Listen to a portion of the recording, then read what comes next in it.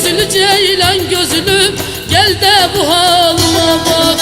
Ha buradan uy, ha şuradan uy, sinen sineme kurban, ben de yoluma hayran. Sinen sineme kurban, ben de yoluma hayran.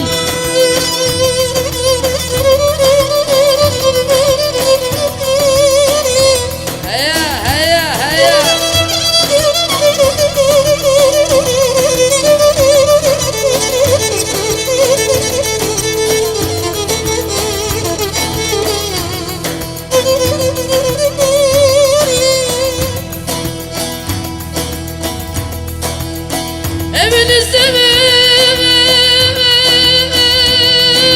arı sevit, evinizde mi arı sevit, var gidelim ver gün.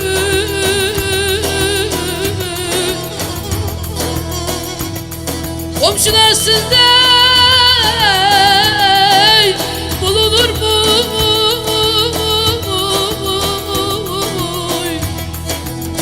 yarım gibi babayı yemin oy.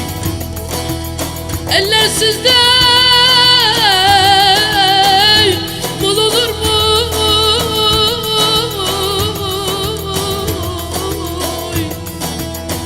Ağam gibi babayı yemin.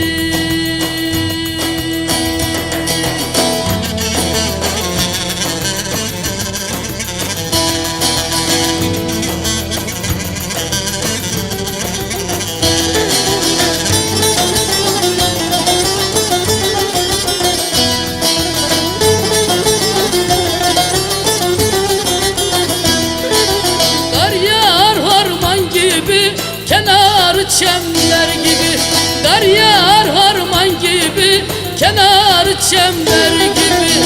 O da bizi kavuştur arzudan gamber gibi. Allah bizi kavuştur arzudan gamber gibi. Ha buradan uy, ha şuradan uy, sinen sineme